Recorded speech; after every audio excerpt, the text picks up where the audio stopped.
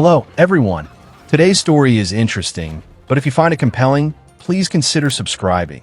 The channel's been quiet lately, and your support keeps it going. Let's get into it.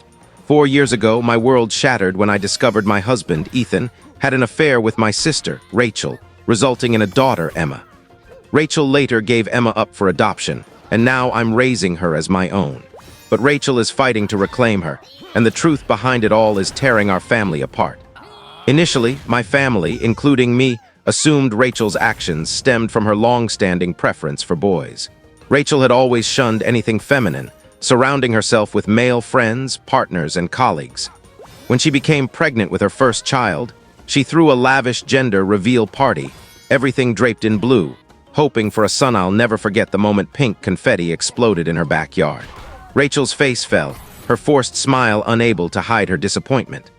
Throughout her pregnancy, she posted articles about the pitfalls of raising girls and joined online groups for mothers of boys, openly wishing her next child would be male. After Emma was born, Rachel's behavior grew odd. She dressed Emma only in neutral colors like gray or beige, never using her name, simply calling her the baby. At family gatherings, she'd complain that Emma, barely 2 years old, was too clingy, overly sensitive, and dramatic Rachel made it clear she didn't want her daughter. Meanwhile, Ethan and I had been struggling with infertility for 7 years, enduring countless treatments, surgeries, and heartbreaking losses. I once asked Rachel if she'd consider letting us raise Emma since she seemed so detached. Her eyes flashed with anger, and she snapped that she'd rather sell Emma than let us have her. I thought she was being dramatic, but her words haunted me when Rachel announced her second pregnancy. A boy. She was elated, declaring she'd terminate if it was another girl. She obsessed over old wives' tales, studied gender prediction charts, and even explored expensive gender selection procedures. At her gender reveal, when blue balloons floated into the sky, she collapsed in tears of joy. Emma, toddling over to comfort her, was pushed away, scraping her knee on a metal chair.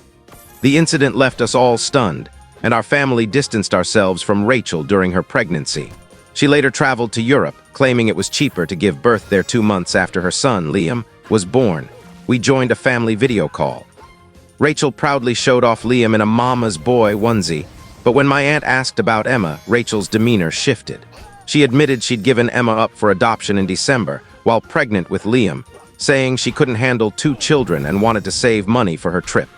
The revelation hit like a bombshell. My grandmother clutched her chest, gasping Emma's name, and was rushed to the hospital. Ethan acted strangely when I mentioned we could have taken Emma, avoiding my gaze.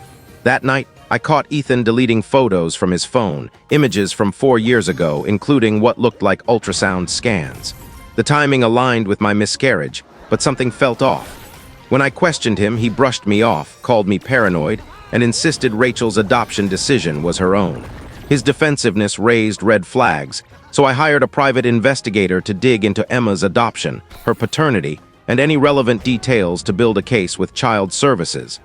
The PI worked fast, uncovering hotel receipts, credit card transactions, and deleted text messages. The evidence was crushing. Rachel and Ethan had grown close while I was hospitalized after my miscarriage, and Emma was born 9 months later. A DNA test using a toothbrush Emma left at our house confirmed Ethan was her father. I was devastated but stayed composed. A week later, I sat in my car outside our apartment, clutching a folder with all the evidence, waiting for Ethan and Rachel to arrive. They pulled into the parking lot simultaneously, Ethan in his gray sedan, Rachel in her red Jeep. They exchanged a quick glance before heading inside, keeping their distance. My hands trembled as I gripped the folder and followed them. Inside, Ethan was scrolling on his phone, and Rachel stood at the kitchen counter with a glass of water, acting as if everything was normal.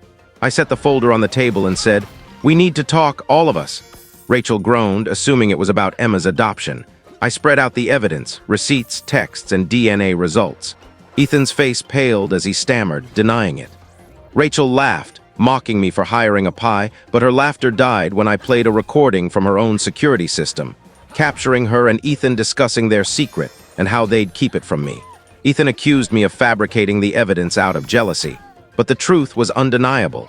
I informed Ethan I'd filed for divorce and frozen our accounts. Rachel admitted he'd promised to support Emma financially after our divorce, but claimed he couldn't because I kept trying to conceive.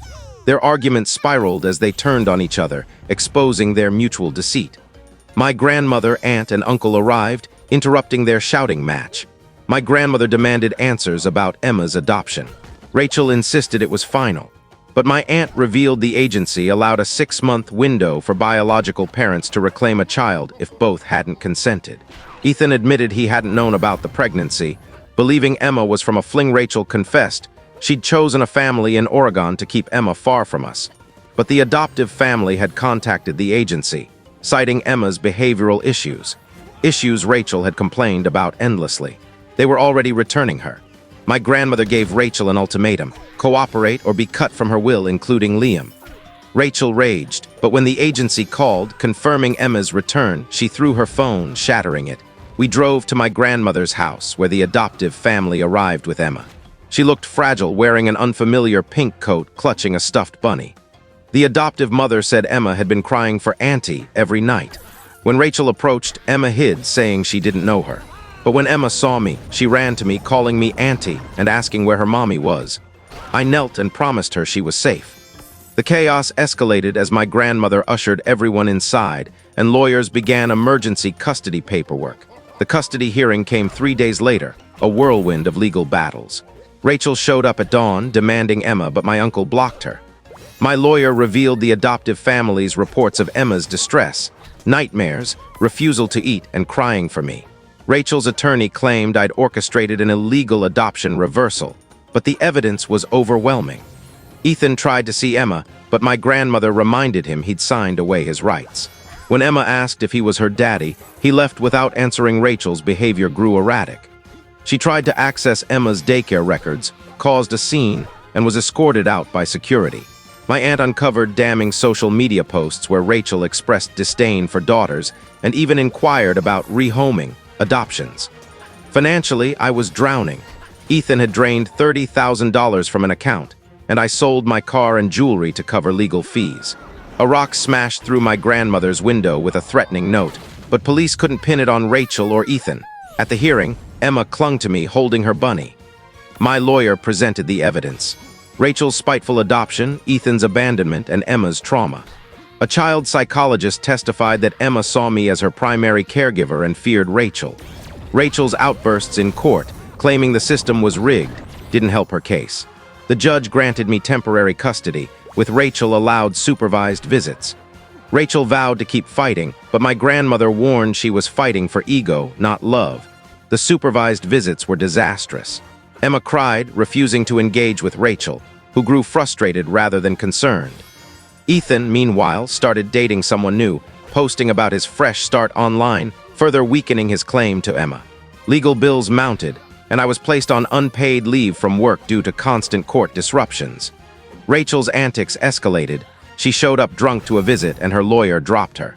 Ethan tried to reclaim his rights, alleging coercion. But his betrayal of Rachel only complicated things further. Emma's therapy revealed heartbreaking memories of being abandoned and told I didn't want her. She once cut her hair, hoping to look like a boy so Rachel would love her. Days before the final hearing, Rachel was arrested for threatening court staff in a drunken online rant. At the hearing, she represented herself, disheveled and unprepared. Ethan, with a new lawyer, claimed he'd been manipulated. The judge, unmoved by their defenses, reviewed the psychologist's report, my financial sacrifices, and Rachel's documented neglect. Emma's bond with me was undeniable. The judge awarded me permanent custody, citing Rachel's abandonment and Ethan's inaction. Rachel's supervised visits were reduced, and Ethan's rights remained terminated. As we left the courthouse, Emma held my hand, her purple sweater bright against the gray day. That night, as I tucked her into bed, she asked if I'd be her mommy forever. I promised to try my best, watching her sleep, knowing the fight had been worth it for the family I'd always longed for. Thank you for watching my story. If you enjoyed it, please subscribe and press the bell icon. Stay tuned for more real-life stories, get more experiences. Your support and insights helped me realize I wasn't being unreasonable and gave me the courage to trust my gut.